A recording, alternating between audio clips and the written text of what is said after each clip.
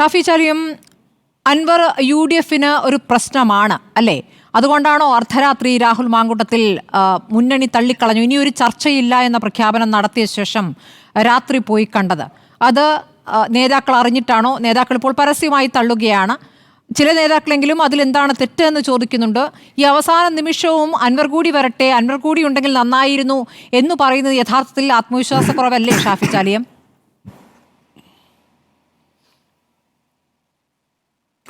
അൻവറിനെ ആരും കാണാൻ പാടില്ല എന്ന വിലക്കൊന്നും UDF-ലില്ല. അൻവറിനുമായി ചർച്ച നടത്താൻ UDF ആരെയും നിയമിച്ചിട്ടുമില്ല. ശ്രീ രാഹുൽ മാങ്കൂട്ടത്തിൽ അദ്ദേഹം അൻവറിനെ കണ്ടിട്ടുണ്ടെങ്കിൽ അത് ആരും ഏൽപ്പിച്ചതല്ല, അത് രാഷ്ട്രീയപരവുമല്ല. അദ്ദേഹം തന്നെ വളരെ കൃത്യമായി രാഹുൽ വ്യക്തമാക്കിയിട്ടുണ്ട്. പാലക്കാട് അൻവറിൻ്റെ സ്ഥാനാർത്ഥി ഉണ്ടായിരുന്നു. ലാസ്റ്റ് ഘട്ടത്തിൽ രാഹുലിന് വേണ്ടി അൻവറിൻ്റെ സ്ഥാനാർത്ഥി പിന്മാറി.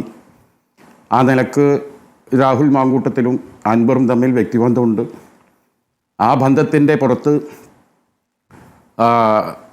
അൻവറിനോട് വ്യക്തിപരമായി എന്തെങ്കിലും ഉപദേശിക്കാൻ രാഹുലിനുണ്ടെങ്കിൽ രാഹുൽ അതാണ് ചെയ്തത്. ശ്രീ ഷാഫി ചാലിയം, മനസ്സിലാകാത്തത് വ്യക്തിബന്ധമൊക്കെ പല നേതാക്കളും തമ്മിലുണ്ട്. ഇപ്പോൾ CPM-ലെ പല നേതാക്കളുമായിട്ടും അൻവറിന് വ്യക്തിബന്ധമുണ്ടാകും. ഇപ്പോൾ സ്വരാജും PV അൻവറൊക്കെ സുഹൃത്തുക്കളാണ് എന്ന് വെച്ച് ഈ തെരഞ്ഞെടുപ്പ് ഘട്ടത്തിൽ രഹസ്യമായൊരു കൂടിക്കാഴ്ച നടത്തില്ലല്ലോ.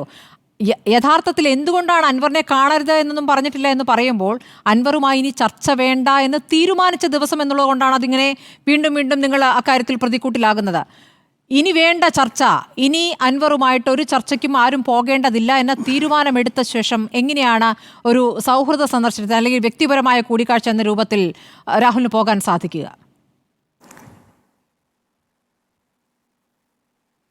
അത് രാഹുൽ തന്നെ വ്യക്തമാക്കിയില്ലേ. ഇനി എന്തെങ്കിലും ഡൗട്ട് ഉണ്ടെങ്കിൽ സ്മൃതിക്ക് രാഹുലിനെ വിളിച്ച് ചോദിച്ചുകൂടെ? അല്ലെങ്കിൽ ഇവിടെ ചർച്ചയ്ക്ക് രാഹുലിനെ ഇരുത്തിക്കൂടെ? ഇന്നെന്തിനാ വിളിച്ച്? രാഹുൽ തന്നെ അതിൻ്റെ കൃത്യമായി അതിൻ്റെ വിശദീകരണം പ്രസിനോട് പറഞ്ഞു കഴിഞ്ഞു. എൻ്റെ പാർട്ടി അത് തെറ്റായിട്ടാണ് കാണണമെങ്കിൽ അത് തെറ്റ് തന്നെയാണ്, അദ്ദേഹം സമ്മതിച്ചു. അതോടുകൂടി ആ വിഷയം ഇവിടെ ക്ലോസ് ആയില്ലേ. പിന്നെ അതിൻ്റെ മുകളിൽ ഇങ്ങനെ എന്തിനു കണ്ടു കാണാൻ പോയത് ശരിയായില്ല എന്ന് VD സതീശൻ പറഞ്ഞു. ശേഷം ഞാൻ കണ്ടത് തെറ്റായിട്ടാണ് പാർട്ടി കാണണമെങ്കിൽ അത് തെറ്റ് തന്നെയാണ്, പാർട്ടി തെറ്റാണെന്ന് ചൂണ്ടിക്കാണിച്ചാൽ ഞാൻ അതിന് തെറ്റായി കാണുന്നു അയാളും പറഞ്ഞു. പിന്നെ നമ്മൾ ഈ വൈകുന്നേരം ഇരുന്നിട്ട് നാലാൾ എന്താക്കാനഞ്ഞി? വേറെ വല്ലതും ചോദിക്കും സ്മൃതി. നിങ്ങൾ വിചാരിച്ചാലും ഇല്ലെങ്കിലും അൻവർ എന്ന വിഷയത്തിൽ ചുറ്റിത്തിരിയുന്നുണ്ട് നിലമ്പൂർ. നിഷേധിക്കാൻ പറ്റുമോ ഷാഫി ചാലിയം? ദേഷ്യം പിടിച്ചിട്ട് കാര്യമില്ല. അൻവർ 2 തവണ അവിടുന്ന് MLA ആളാണ്, അറിയല്ലോ.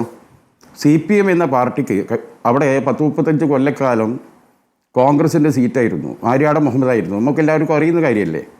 അവിടെ ഒരു 10-60,000 താഴെ വോട്ടേ CPM-നുള്ളൂ. ആ വോട്ട് തന്നെ പരമാവധി നേടാൻ സ്വരാജിന് സാധിക്കുമോ ഇല്ലേ എന്നുള്ളത് എല്ലാവരും ഉറ്റുനോക്കുകയാണ്. പിന്നെ അഡീഷണൽ വോട്ടുകൾ അൻവർ കൊണ്ടുവന്ന വോട്ടാണ്. അത് അൻവർ നിന്നാൽ അൻവറിലേക്ക് പോകും. കഴിഞ്ഞ തവണ VV പ്രകാശിന് കിട്ടിയ വോട്ടാണ് UDF വോട്ട്. ആ VV പ്രകാശിന് കിട്ടിയ വോട്ട് ആര്യാടൻ ഷൗക്കത്തിന് കിട്ടിയാൽ ആര്യാടൻ ഷൗക്കത്ത് ജയിച്ചു. അൻവർ അപ്പുറം പോയി മത്സരിക്കുന്നതുകൊണ്ട് ആർക്കെങ്കിലും കെടുതി ഉണ്ടാകുകയാണെങ്കിൽ നിലമ്പൂർ മണ്ഡലത്തിനെ ശാസ്ത്രീയപരമായി അവിടുത്തെ വോട്ടിംഗ് പാക്കേജിനെ കുറിച്ച് പഠിച്ചവർക്കറിയാം എന്താ സംഭവിക്കുക എന്നുള്ളത്. അപ്പോൾ ആര്യാടൻ ഷൗക്കത്തിൻ്റെ വിജയം സുനിശ്ചിതമാണെന്ന് UDF വിശ്വസിക്കുന്നു. അൻവർ അധ്യായം എന്തായി നമ്മളെ എല്ലാ നേതാക്കളും വളരെ കൃത്യമായി പറഞ്ഞു കഴിഞ്ഞു. ഇനി അതിൻ്റെ മേലെ ഒന്നും എനിക്ക് പുതുതായി ഒന്നും അൻവർ വിഷയത്തിൽ പറയാനില്ല.